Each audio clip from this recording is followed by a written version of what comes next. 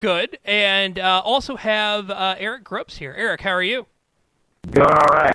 Hold on. I just want to make sure I'm coming through Yes, okay. and I'm going to tell you guys right now, I need you, I'm actually we're going to try this again. So give me a second, and Roman, I will call you. Eric, call me back, please. We're having some technical difficulties, which happens, unfortunately. That does happen, but give me just 1 second, and then we'll be right back and on the air. Unfortunately, it's one of those situations that we get. So we have both Eric and Roman back. Jason Yes. Pye tried to call in, and it didn't work. Okay. So give me a. So we're going to try to get Pye in a minute. We're going to try to get Jason Pye in a minute. But let's do this. How about Eric? We'll start with you because you've actually written a book about this. Tell me a little bit about your book and how you got involved in it. First of all, my book is about very much an offshoot of punk rock, dealing with something that hadn't really been properly documented before, where it's about a style.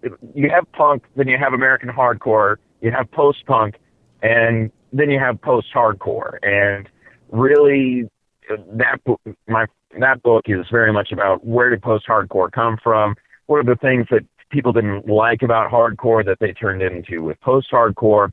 And I got very much involved with it when I was in college. And when I had graduated college, had been working for a few years, working 7 days a week in radio and needing something creative to do, I decided to write my book. And, it's pretty cool that 10 years later, after I decided to start writing it, I'm still talking about it. So yeah, that's what I did. So cool. And how have you gotten involved in punk rock, Roman? Because you've been involved in music for a while, haven't you? Oh yeah, no, yeah, I've been a guitar player forever. I think my first exposure was probably going to be thrasher type stuff in the skateboarding world. Dead Kennedys, suicidal tendencies and stuff, and kind of I've always followed a wide range of music. So from there would have probably gone into like Fugazi, Bad Religion, and just I've always kept into that vein of music. Yeah, we are trying to get Jason Pye on right now as the phone rings because it does happen sometimes that this sort of thing happens, especially with Skype. But Jason Pye is from FreedomWorks is here too. How are you, Jason? Groovy. How are you? I'm just fine. It was funny how all this stuff kind of worked out. It was like, okay, wait, Skype isn't working, but let's get it to work, and it will eventually. Wait, so Skype isn't working for you guys either? No. Okay, yeah, I was trying to log on because the phone number you gave me wasn't working, and Skype won't let me connect. So I thought it was just me. Well, no, we figured we got it figured out. We got it figured out. We've got it figured out.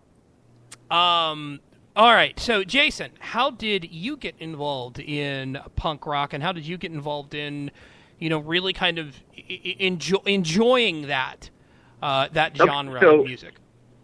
I was actually telling the story tonight to Jackie Bodner, a coworker of mine at FreedomWorks. Like, I worked at a Chick-fil-A restaurant in Metro Atlanta, and I was like 14.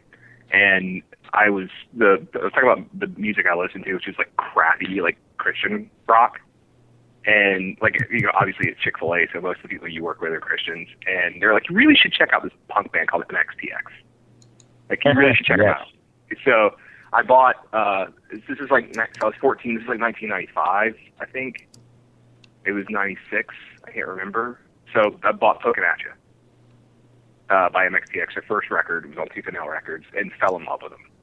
And bought Teenage Politics when it came out, and Life in General. And Life in General to this day is like MXPX is my favorite MXPX record. I still listen to it, like, and play it. I have because I play guitar, I sit there and like learned every single MXPX song like that they ever put out, and just play them religiously whenever I get a chance. And so from there on, like, just got into other bands that were on Tooth and Nail's roster, like Slick Shoes, and started branching out into like what we considered when you were a Christian. They always tried to like shy you away from secular music, but I started listening to like No Effects and No Use for a Name and Strung Out, a lot of Fat Records bands, some Epitaph stuff, Kung Fu Records.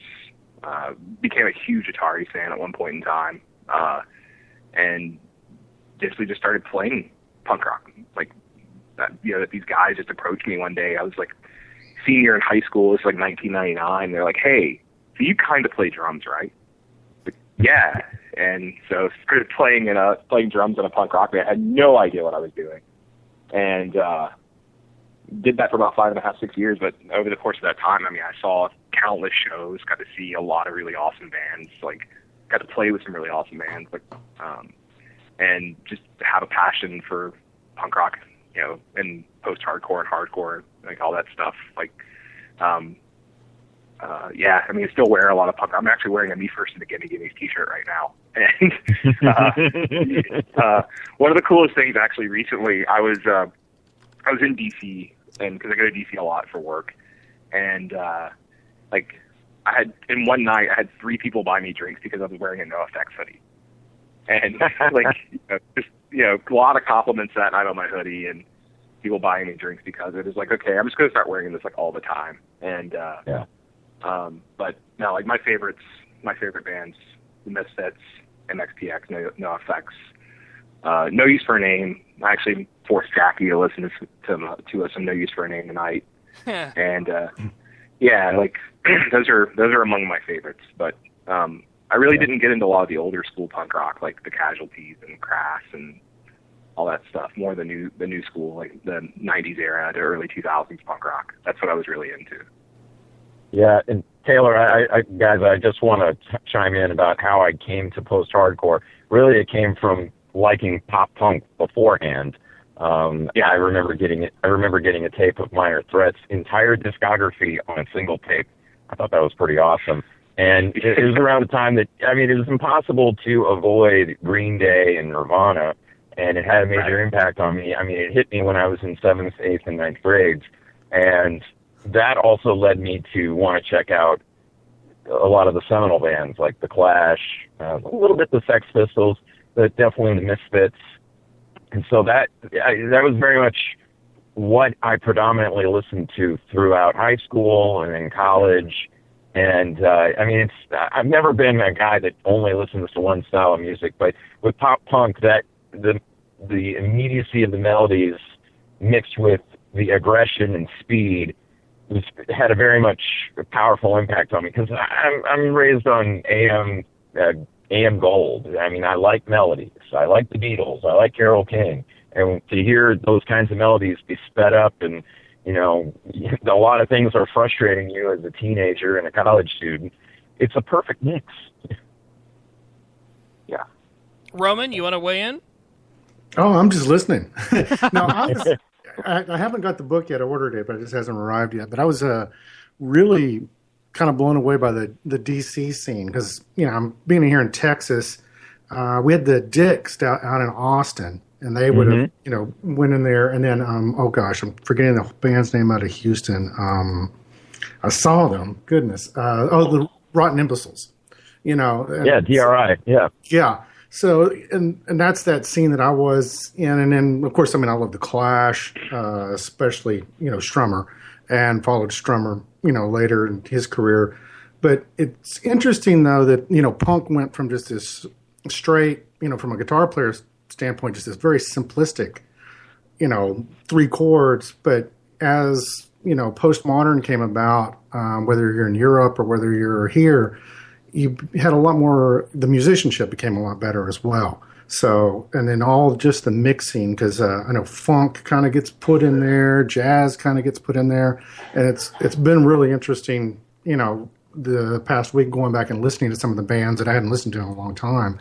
It's kind of amazing how great they actually really were, just even on a musicianship level. Now, one of the things that you were saying, that Eric, at least you were saying, was that you discussed you discussed not Green Day, but you discussed Nirvana. Now, you weren't saying that Nirvana was a punk band, right? The chat room is asking that question. Yeah, I mean, my thing about Nirvana is that they were much more of they had a punk rock attitude. It wasn't necessarily reflected in their sound.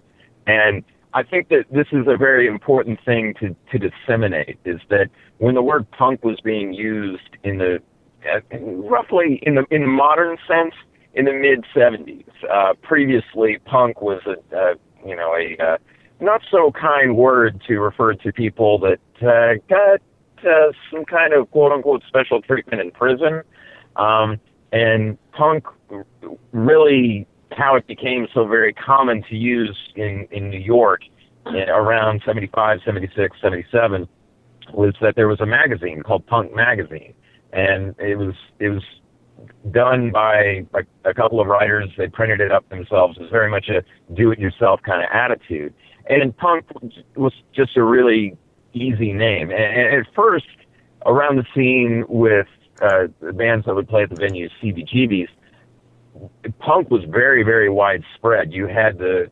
bouncy pop of the Ramones as well as Blondie, but you also had talking heads that were more influenced by like very arty melodies, off-kilter rhythms, and then you have a band like Television, which is amazing, but in a weird way can be compared to the Grateful Dead in terms of jamminess. I mean, they had some songs that would go, I mean, the title track of their first album, Marquee Moon, which is one of the best 10-minute songs I've ever heard, but it's a 10-minute song with a very lengthy guitar solo on it. And so, you know, that was very much the punk attitude. And I think when, as punk kept growing, you had the very polished up version of it that was considered new wave. That's where you had the Pretenders. That's where you had the Knack. But then you had a very primal sort of thing with punk becoming American hardcore, and then that also carried over to England as well as Europe. And really, that's kind of where there was a divide. I mean, I remember as a kid, this is totally dating me, and, well, frankly, I don't care, but I remember one of the first vinyl LPs I got as a little kid, keep in mind I'm 4 or 5 at the time, was Chipmunk Rock, where they would do punk rock songs, but it was more like they would do Blondie's Call Me or Rick Springfield's Jesse's Girl. Now, are those songs punk? No, but at the same time, it's just like, well, it's an easy marketing term and all that. And you know, if people want to ask, is punk dead these days? I don't think that the attitude of just doing things for yourself and speaking from your heart instead of trying to become famous, that's an attitude that will never die. So, yeah. I think I actually had that album. I remember that. But I don't have a handle it. But it is interesting because there is a huge tie between New York and with the Sex Pistols, because Malcolm McLaren, I believe he was the manager for the New York Dolls. And so to me, punk music really begins with Lou Reed and the Velvet Underground, Patti Smith. Yeah. If you go listen to music, it's punk music, or what we would consider, 77, because it's the magic year of the Sex Pistols. But Malcolm McLaren, he goes overseas, has his shop. I think it was the Sex Shop, was literally called Sex. And that's where Johnny Rotten and everybody were put together, and then they added, Sid later. But that's where everything kind of came from. And so there's, the rawness came back over from the UK because, like you said, like you had Talking Heads. Well, there was a lot of artistic type stuff incorporated because of Velvet Underground. That was a little bit, different than the New York scene. And I think it was Brian Eno had the album, let's see, DNA came out of that, was the no wave scene. And that would be the precursor, probably right to when we actually had, what became America's punk before Dead Kennedys and all that stuff started up on the West Coast.